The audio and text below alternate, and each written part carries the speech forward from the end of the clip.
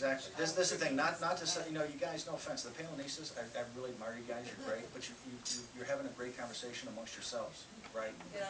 You've got to get out of the comfort zone. And look, I made a bet in this thing, you know, 9 months ago or 8 months ago when we decided to do it. That the mainstream media, and I think I've seen this with guys like, you know, Scott Conroy and Joshua Green at the Atlantic and Michael Falcone and these people.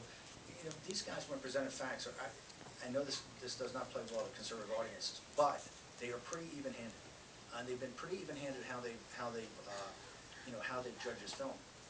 Traditional movie critics have eviscerated this film for many reasons. They still haven't attacked the central thesis, which is what she accomplishes. Act 2, nobody's taken on, and that's the point I tried to make. That's like a Harvard Business School case study. But I think your point is that you guys, if you want to get the word out there, you're going to have to get outside your comfort zone. I mean, think about. One of the things I wanted to come out in this film is think about her comfort zone.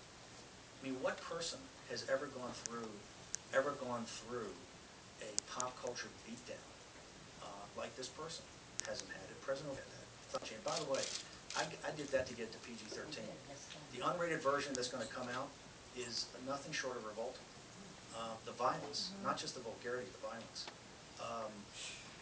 So I think you got to ask, if she's outside of her comfort zone, what she's trying to accomplish, you know, what should you guys do? And I think you got to stop having a conversation with yourself, and you got to get the word out there. Look, when I've screened this to a lot of liberal audiences, and what's interesting, and that's what Amy Siskin was part of the liberal audience, one of the ones I did in New York City. The liberal audiences generally come out and they don't like her politics, and she personally rubs a lot of people the wrong way, or some people the wrong way. Just like President Obama rubs some people the wrong way. That's just life. But they come out of this with a grudging admiration for what she's accomplished. Remember, at the start of this film, and the reason AMC and I think Cinedigm and Arc Entertainment wanted to take this film on was that they're not political organizations. They saw this as a story that transcends politics. At the beginning of this movie, she's as obscure as anybody in this audience. She's as obscure as anybody that reads the Sun-Times, the Chicago Tribune, or listens to Bill Kelly's radio station. She is. She's just an obscure American. She's not John Huntsman or Al Gore or George Bush or Mitt Romney. She's not a sibling of the American aristocracy. Okay? Her dad's a school teacher. I don't think her dad ever made more than $23,000 a year.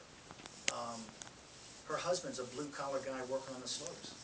She's working as a commercial fisherwoman on a small commercial fishing vessel that they kind of put some money into to try to make a go of it.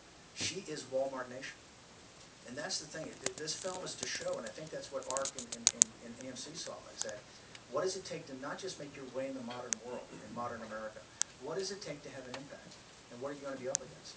You know, Chuck Todd at MSNBC, I think, had one of the most perceptive things. He said, you know, there's certainly the obligatory beatdown of the progressive left and President Obama, as you would assume, in this film. But he said, interestingly enough, and Jan Crawford of CBS said the same thing, her entire career is running as an anti-establishment figure against, principally, Republicans.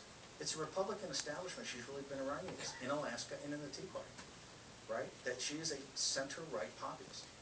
It's one of the reasons I think she brings such a, she's deemed as an existential threat. And the reason is she represents you. At the beginning of that film, at the beginning of the movie, it's not Sarah Palin they're trying to shut up, it's you they're trying to shut up. That's the point, right? So, I think you gotta get out of your comfort zone. If you believe in what she believes in, by the way, you know, many guys on the left have said, hey, this guy's supposed to go to Harvard, doesn't he know she's lost in elections? Yes, I do realize she has been beaten in certain elections, but that's not the point.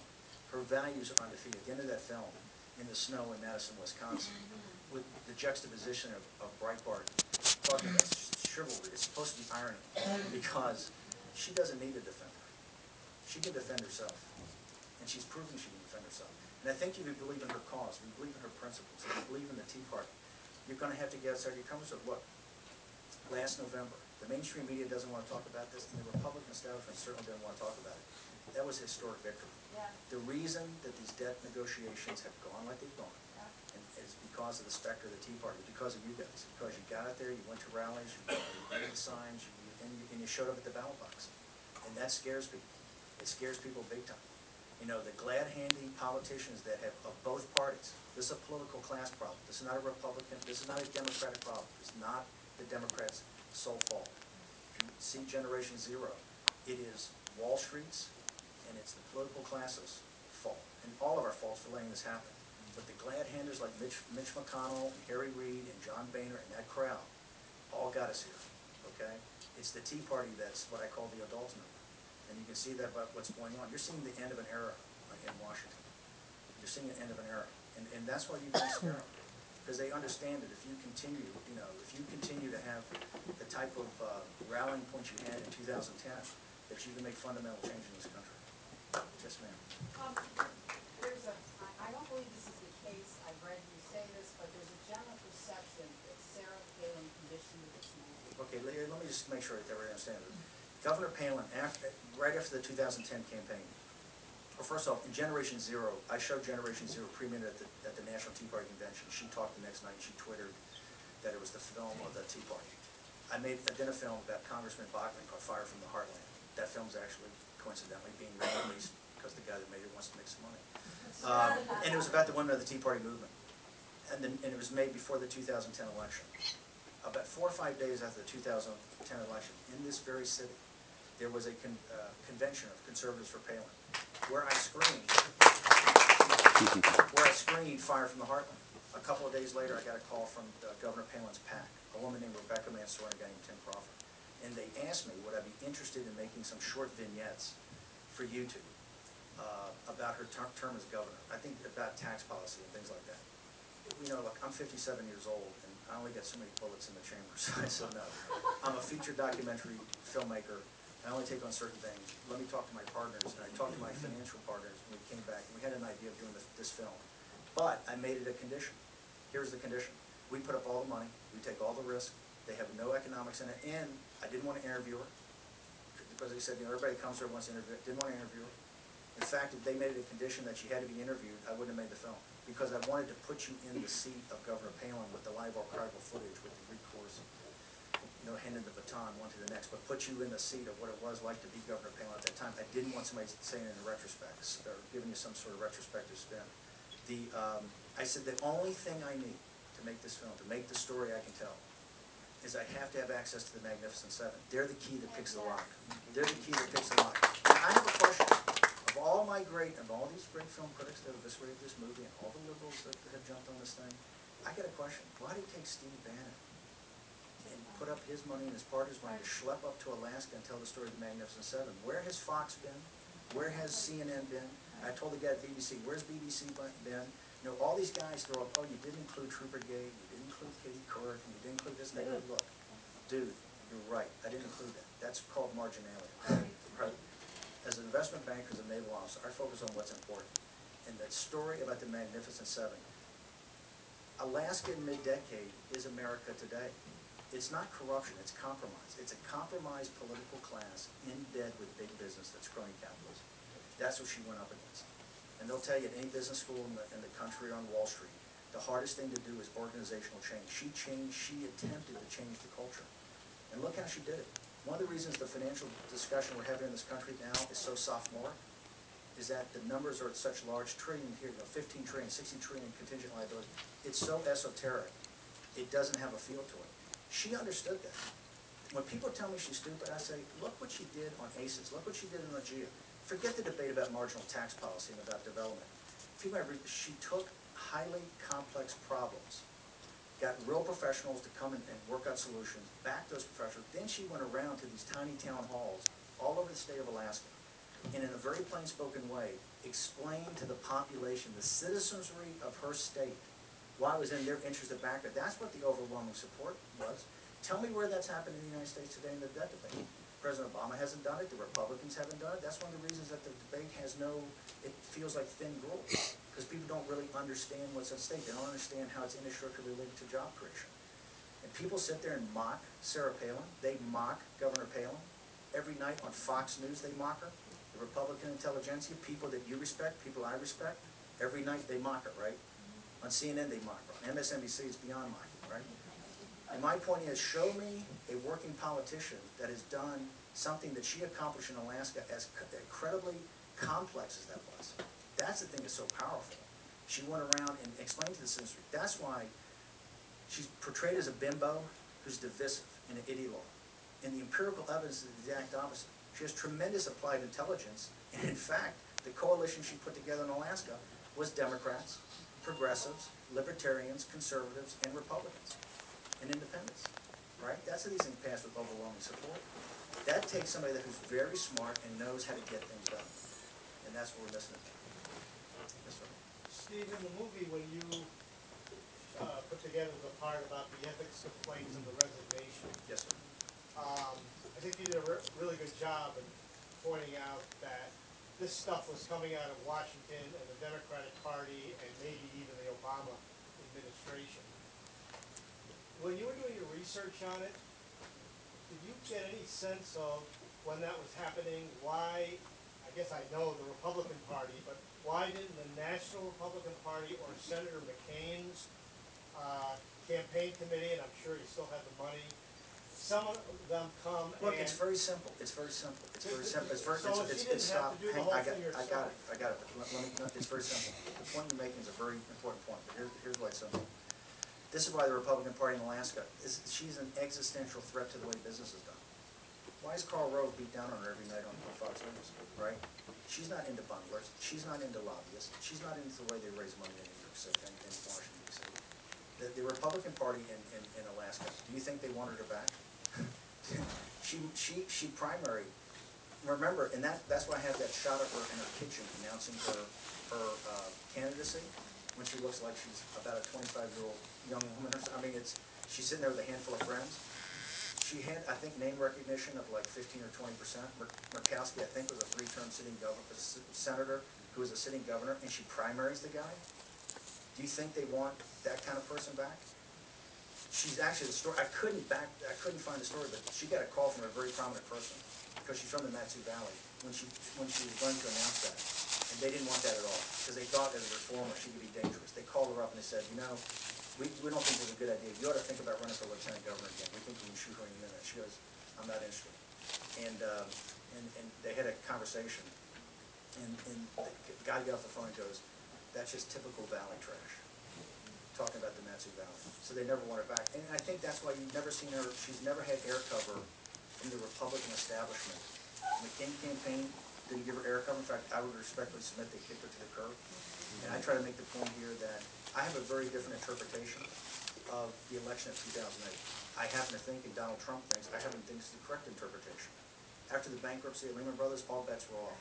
The Republican Party got fired, and by the way, they deserve to get fired. Okay? We had the worst financial implosion in our country's history, and we still, 2 years later, do not have an explanation for that. Okay? And the people who caused it haven't had any pound of flesh taken from them. So she's never gotten any air cover. And I think that's one of the things, if you go to Red State, a guy named Ben Howell wrote a review just called Palin. And he said at the end of the film, and Ben's a terrific guy, huge young piece of manpower. At the end of the film, and he had been a guy that liked Palin at first and then kind of dismissed her. At the end of the film, he's talking, he's sitting there, and he's sitting next to his wife, and he turns to his wife and he goes, I am completely and totally ashamed. I'm ashamed of myself. I'm ashamed of myself as a conservative. I sat here, and he said I didn't have the common decency to go do my own independent verification and see what this woman really stood for. And I stood by mine, right? So the conservatives, this is not blaming just the progressives or liberals or what I call the useful idiots in the first part, you know, Stalin's terms, the guys in the entertainment business. This is something that, you know, everybody in this audience has got, everybody, when they look at it, say, hey, how did we allow this to happen? How do we allow them to take the knee, the second knee to this? How do we, you know, the establishment Republicans have never given air cover. What have I done to give air cover? Yes, sir. Yes, do you have any plans to do an exposure of crony capitalism? That's a great question. If you see my film Generation Zero, I hope you guys go to the site. It talks about the financial implosion was predicated on crony capitalism. I think it's the single biggest. I don't think President Obama's a socialist. I just don't, and I don't think he's heading the country to social. I think it's a European type of, but I think Europe is a festering sore of crony capitalism, and that's why you see Greece, and that's why you see this country. You go over there and try to do business, you see exactly what the game is. That's where the United States is heading. And we have a serious, serious problem. It's definitely an issue that we're going to be taking on in the future. It's a serious, to me, it's the central beating heart of this problem. And that's why, by the way, that's why You know, you guys, the Tea Party is considered unclubbable. Unclubbable, that's a term, you can't get to the proper clubs, right? That's what you're feeling. The biggest thing here with Governor Palin, I think, is almost a class thing.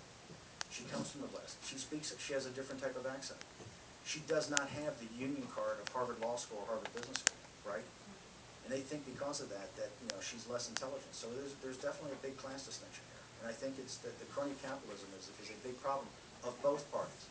It's not just a Democratic Party, it's as much a Republican problem. You've seen that in this debate. I think we got time for a few more. Yes, sir.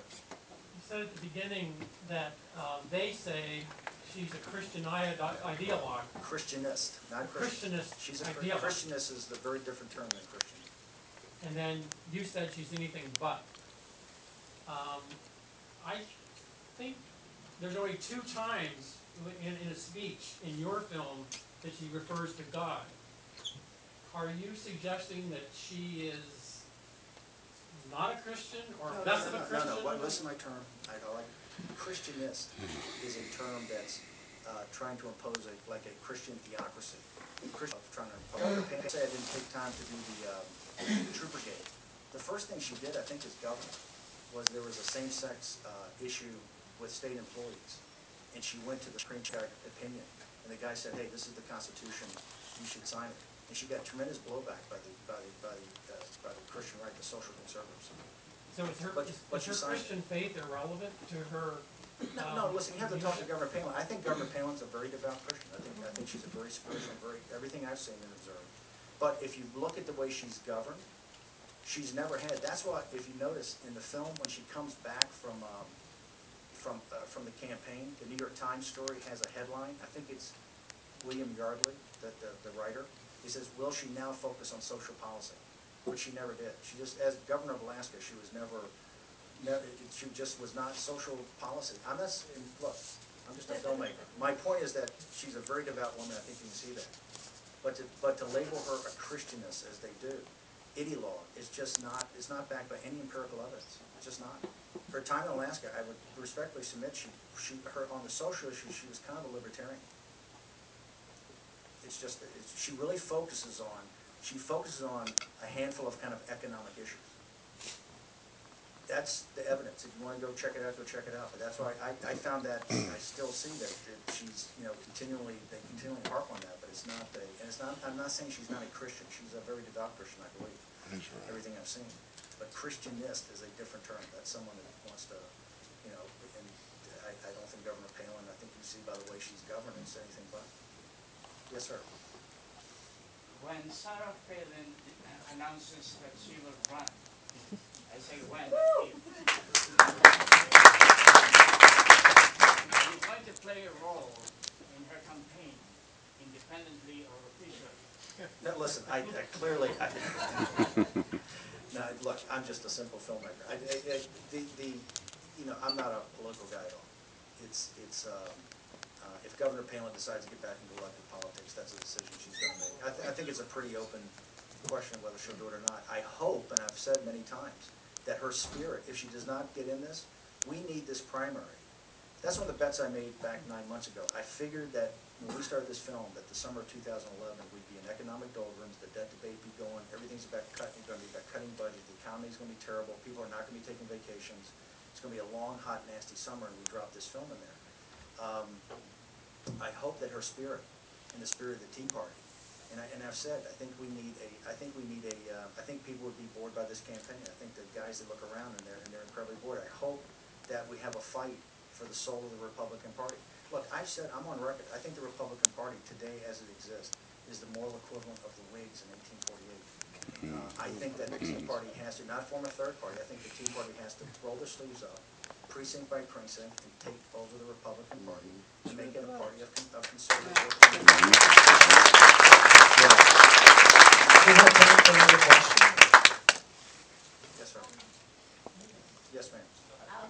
First I want to say, I read something yesterday that somebody said that 2008 was 1976 all over again, where I think the reason Jimmy Carter loves Obama, there's a chance that Obama will replace him as the worst president ever. But the hope is that, remember in 1976, Ronald Reagan was not even chosen for vice president. Look, that's what we have the thing, at the end, the coda is to put into perspective. Let me say something about President Obama. President Obama, I admire him in one regard, is that President Obama, I think, is very upfront about what, being a progressive and what the changes he's tried to make with healthcare and the stimulus package. And by the way, he's implemented a lot of it, right? I said for a long time, I don't think there's a counter-governing philosophy in the Republican Party. The Republican Party is just a slow walk. Right now, the Republican Party is just a slow walk to the same statism. The increase in government all happened, and by the way, we're all the fools because you guys, like me, all worked for them in 2000 and 2004 and 2006. So, but you finally had a belly full of it, right? And that's what caused the Tea Party. That's why I have the section in there about the Tea Party. So that, to me, if you want to make change, that's why all four of my last films have been about the Tea Party, because I think that you guys out there are the salvation of this country. But you got to give President Obama his due. In what he believes is right and what he believes is political philosophy, he's doing a heck of a job. I think he disagreed with you severely that he's Jimmy Carter. I'm just saying, just looking at it as it is. And I think that we're going to have a very tough. If you think defeating President Obama is going to be easy, I got a newsflash for you. It's going to be incredibly difficult, and you're not going to do it with an establishment Republican. If we want to get eviscerated and have another 2008, right? All we have to do is run an establishment Republican. Yes, sir. Amen. Yeah, about, Not Romney. That's right. Amen to that. Christianist, I think that's an invented term. Is there a question here? Seriously, give me the question. It's a term I use, so you and I can talk about it later, but give me the question. Yeah, the question is, the Tea Party, I believe, is correctly leading with the fiscal issues. And in the film, one of Sarah Palin's colleagues said, part of the strategy was to separate. That's Tammy Bruce, right, who is a lesbian. Right, from the. Right, from and a former lefty who's now a great right-wing talk show host. Right, and that is, part of, that is the lead of what the Tea Party is about. But Are we getting to that question? I'd be willing to, I would just be willing to bet, if you polled people in the Tea Party, they would also be proud social conservatives for the most part. And that's I agree. an integral part. I agree with you that, but I think It's an integral part of the Tea Party, and I think it's false, correct me if I'm wrong, I think it's a false assumption to think that the Tea Party is just purely fiscal conservative, which is its core, which is its lead ideology. Hang on. But I don't behind get- that is the social conservatism as well, which is a part of it. It's That's good. my By the way, it's a very good summary. I agree with you. We can talk about that afterwards. I'm not here to debate Tea Party philosophy. Let me just say something. I think that cut to Washington, D.C., this nation's in crisis. The crisis is not going to come. If you're under 30 years old in this country, think about already what here. economics are right now. Think about coming out of college with 50% underemployment, living back home. We don't have time, I don't think, or luxury or bandwidth to focus on social issues right now. We just do not. We are about to go off the cliff. And I mean really go off the cliff. And once you go off the cliff, you can't unwind. So that's what I think the power of the Tea Party has been, to focus the country, right? Focus the country. Just remember November 2010. It's one of the greatest elections in American history and the greatest off-year election. What the mainstream media doesn't want to talk about, we eviscerated the Democratic Party in the South and we eviscerated it in the Midwest, right, at state delegates level. That's because of the Tea Party. And there, we clearly and distinctly separated out social issues from economic issues. So we can talk Tea Party philosophy. And you know what, and we can talk more in the lobby, but I'm being told that we have to exit the theater. So let's hear it for Stephen Bannon. Thank you.